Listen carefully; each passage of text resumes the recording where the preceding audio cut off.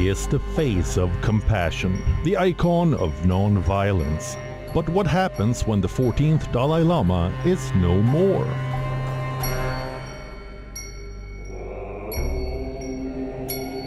He was just 2 years old when he was recognized as the reincarnation of a spiritual leader.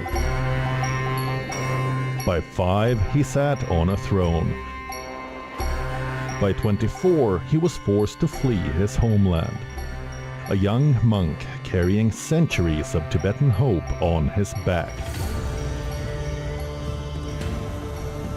This year, the 14th Dalai Lama turns 90, a symbol of peace in a world increasingly defined by conflict.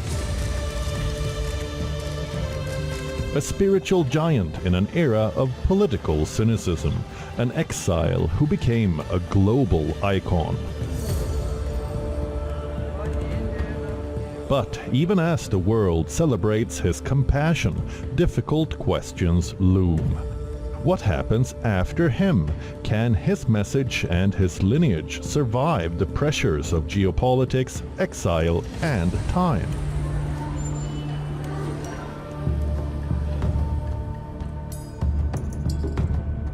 This isn't just a spiritual transition, it's a geopolitical inflection point.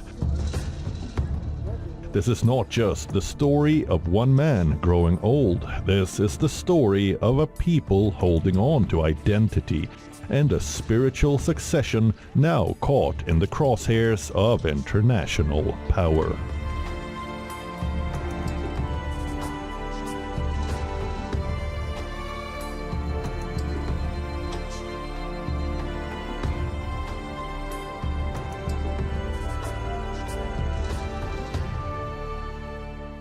Why does the Chinese government fear you?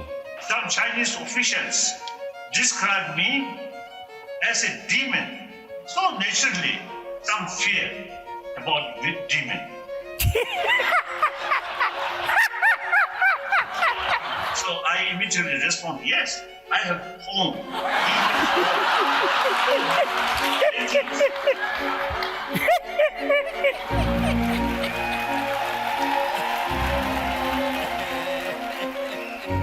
Before he was a global icon, before the robes, the speeches, the Nobel Prize, he was just a boy born in a small village called Taktser, northeastern Tibet. In 1935, a 2-year-old child named Lamo Tondup was recognized as the 14th incarnation of the Dalai Lama, the spiritual and political leader of Tibet. This recognition occurred after the death of the 13th Dalai Lama, Tibetan Gyatso, who passed away in 1933. In February 1940, by the age of 4, he was enthroned in the Potala Palace, the ancient seat of the Dalai Lama in Lhasa. He was no longer Lamo, but had been given the spiritual name Jetsun Champel Gawang Lobsang Yeshet Tenzin Gyatso, often shortened to Tenzin Gyatso, which means the ocean of wisdom.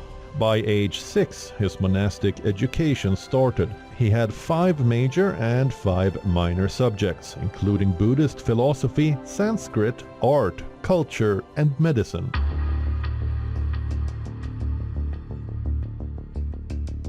But beyond his spiritual role, a political storm was building. In 1950, just 15 years old, the young Dalai Lama was called upon to lead Tibet as China invaded. For 9 years he tried negotiation, dialogue and diplomacy, but by 1959 the threat was undeniable. In the dead of night, disguised as a soldier, the Dalai Lama escaped across the Himalayas, a perilous 2-week journey through snow, fear and uncertainty. He arrived in India, an exile, but not alone. With the support of India, he established the Tibetan Government in exile in Maklodganj, Dharamshala. This small town would become the new heart of the Tibetan struggle. The situation of Tibet, the Chinese communist propaganda create very rosy picture. But actually, including many Chinese from mainland China who visit Tibet, they all had the impression things are terrible.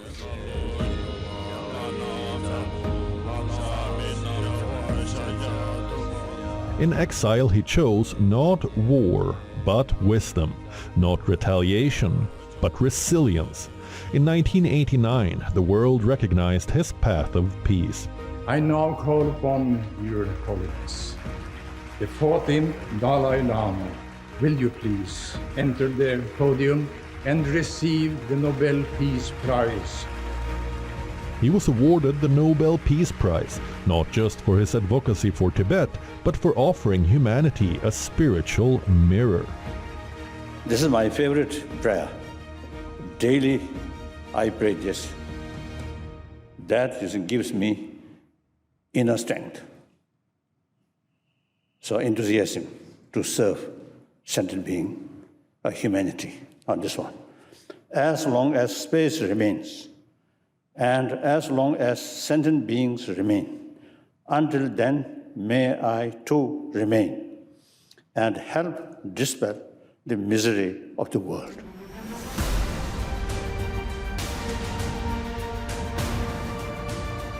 From refugee camps to United Nations podiums, from Himalayan monasteries to international stages, the Dalai Lama's mission became larger than Tibet.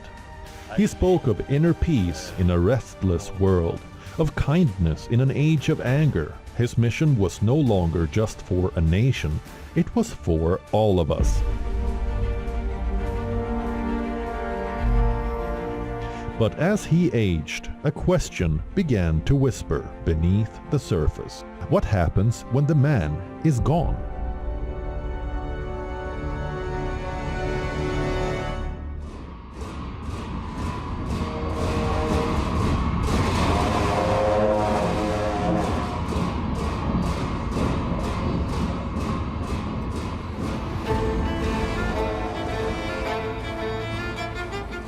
More than 60 years have passed since the Dalai Lama crossed into India, but the journey of exile has never truly ended for his people.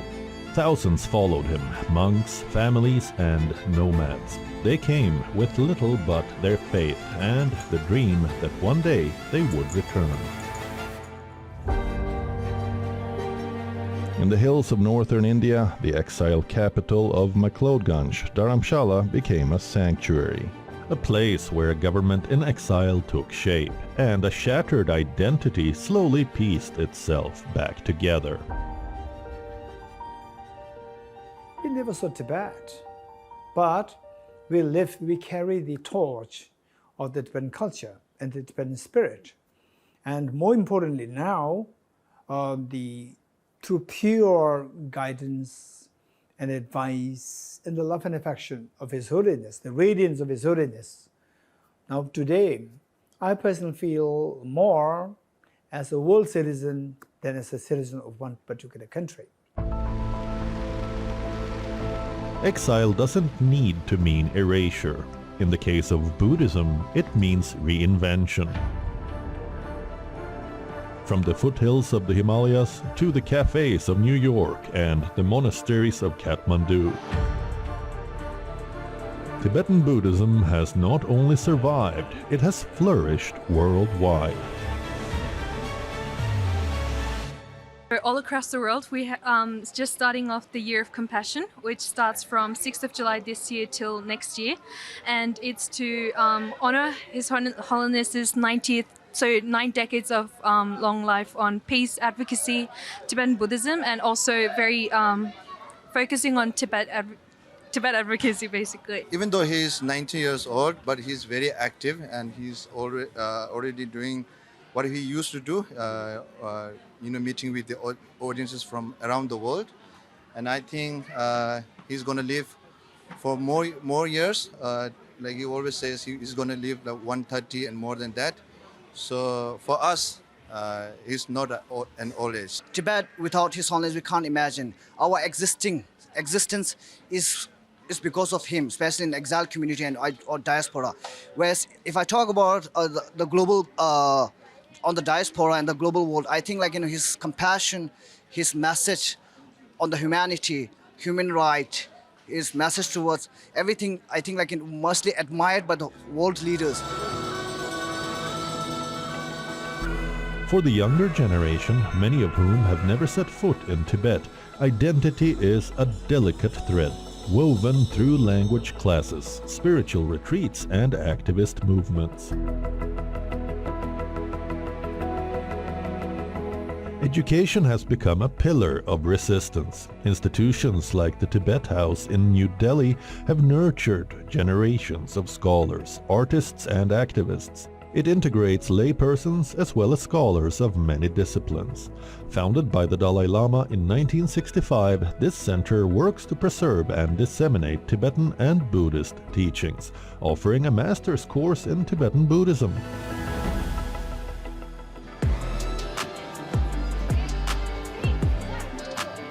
Beyond Tibet House, there are also places like Majnu Katila in New Delhi, affectionately known as Little Tibet.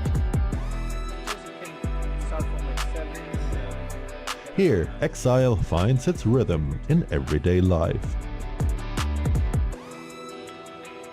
When people from outside, when they come down to Majnu Katila, we somehow show our culture in a way. Like you can see ladies wearing chupa, you can see monks going here and there. So, and we also have shops where they sell Tibetan spiritual stuffs, paintings and other stuffs.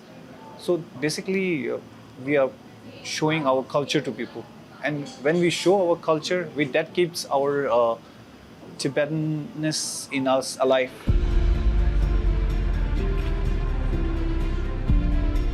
Displacement may have taken their land, but not their laughter, not their memory.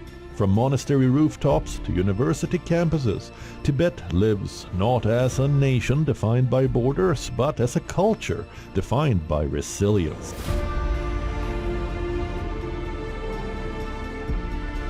At its heart is a quiet, collective determination to preserve what was nearly lost until the day it can return home.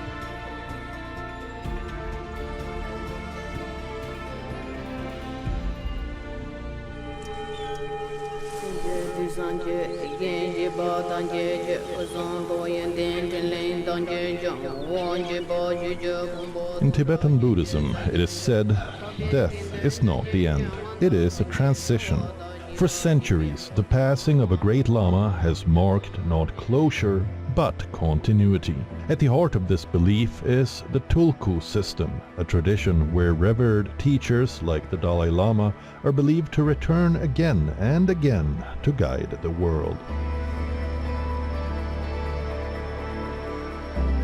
This search for a reincarnated Lama is guided by visions, oracles, sacred rituals, and spiritual intuition. Elders look for signs, they test children. This process is deeply sacred and central to Tibetan Buddhism.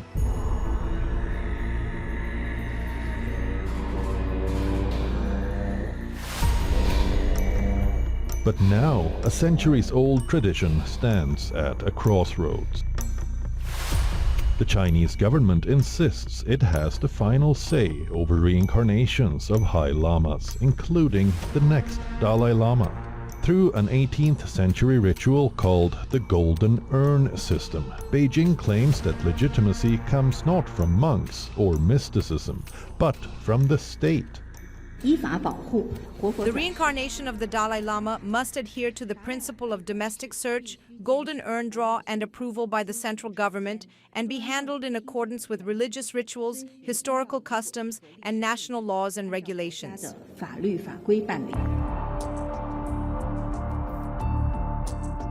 For Beijing, the succession of the Dalai Lama is not a spiritual matter, it is a political opportunity, a way to solidify their grip over Tibet.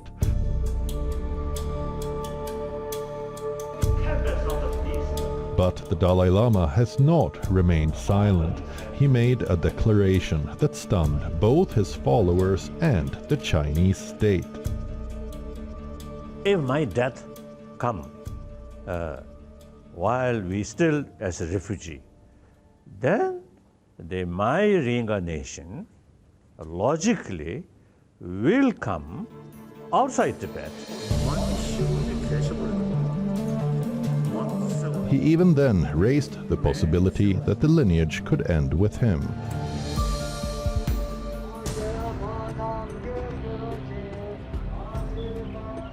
This opens up the door to a spiritual and geopolitical showdown. Two Dalai Lamas, one chosen freely by Tibetan monks, another installed by the Chinese Communist Party.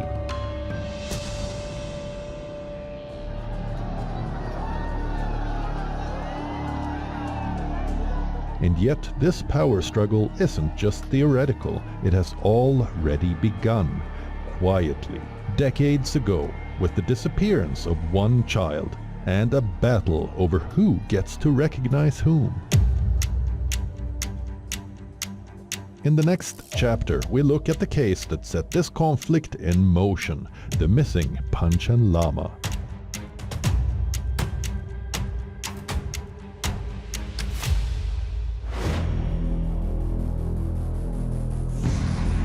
In 1995, the Dalai Lama identified a 6-year-old boy named Gedun Choeki Nyima as the 11th Panchen Lama, the second highest spiritual figure in Tibetan Buddhism.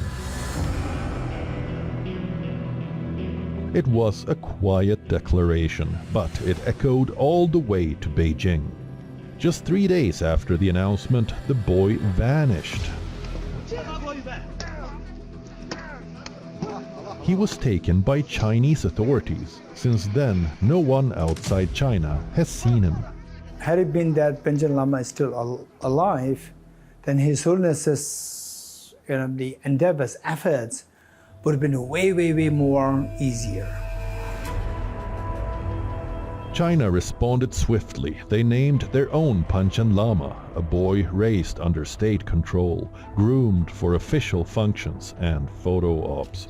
But among Tibetans, he is not accepted, not by people in Tibet, nor in exile.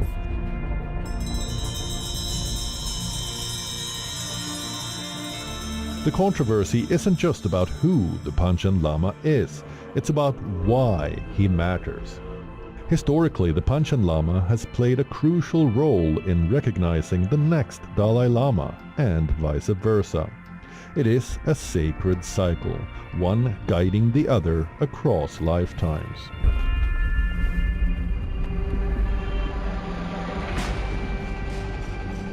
The abduction of Gedun Choeki Nyima wasn't just a disappearance. Tibetans believe it was a preemptive strike on a future that had not yet arrived. The boy chosen by the Dalai Lama remains missing. He would be 35 years old, and since he has not been seen in public since he was a little boy, we don't know for sure what he looks like today, but there is speculation of what he might look like now.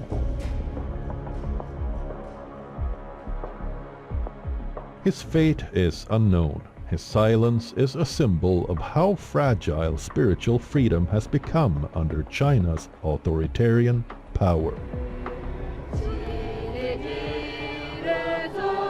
And yet the Tibetan people continue to wait, not for permission, but for the truth.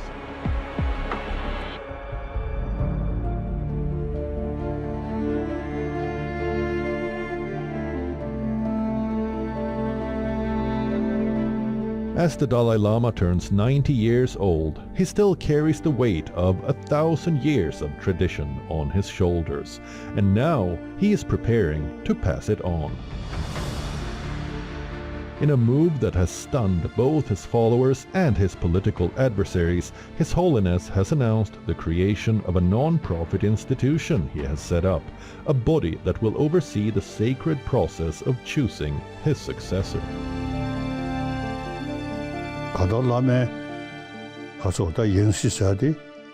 저기 지주기 미 로마즈 지미기 다네 다디 연습이 고도서네 타셔요나 때 다가 타셔서 그러다 경호군이 나름 ngunzi chejo te chagdam ngama nangse shin yingsi ngunzi ki chegu gengurso Dalai Lama Lajang Gandeb Hojang Yiji Gewe Yiji Geze Wangden Genzin Namla Yewada. This isn't just a spiritual gesture, it's a declaration of independence, a way to ensure that Tibet's sacred traditions are not rewritten by state power. With the formation of this trust, the Dalai Lama has effectively declared that Tibetan reincarnation will remain Tibetan, not political property. His Holiness, it is his mind which travels, and mind nobody can control except himself. He made it very clear that I'll come, but the procedure is to be like this. He made the procedure, he explained the procedure. Nobody can interfere in this procedure. It should not be politicized, this keyword. It cannot be politicized, and it should not be politicized, and it cannot be politicized. So therefore, His Holiness made it very clear, I'll come. But how it should happen is to be decided by the trust.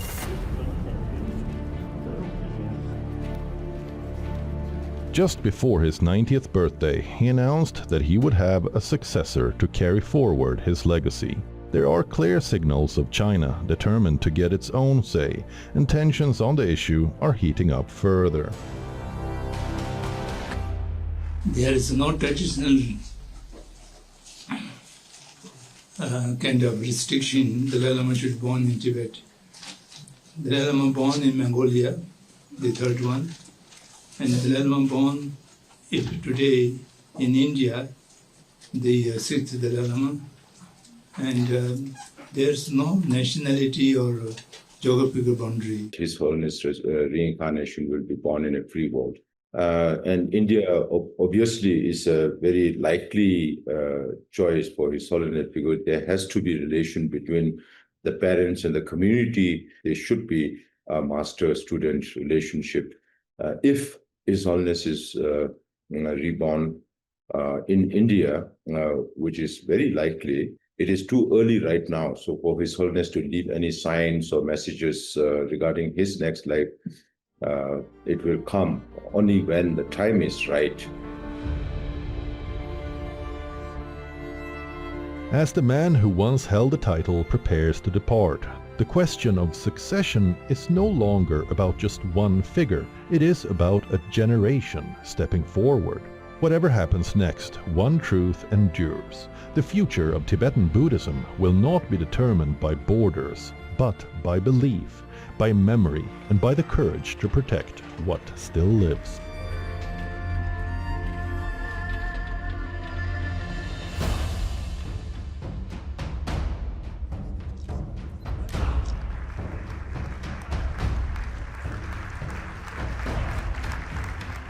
Across continents and cultures, he has been called many things: a messenger of peace, a philosopher of joy, a teacher of compassion.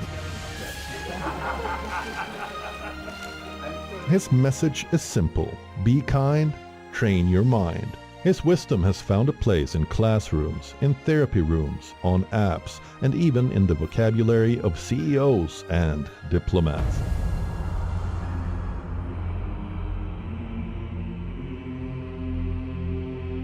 And though his journey began in a lost homeland, his message has become truly global.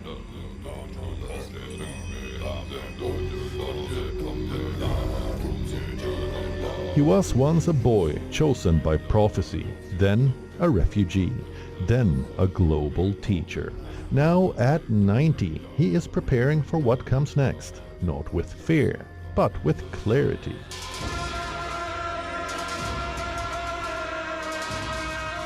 His legacy continues in every act of compassion, in every community that refuses to forget, and in every voice that chooses kindness over cruelty. His Holiness may one day be gone, but the world he helped shape more mindful, more courageous, more connected. will carry his spirit forward.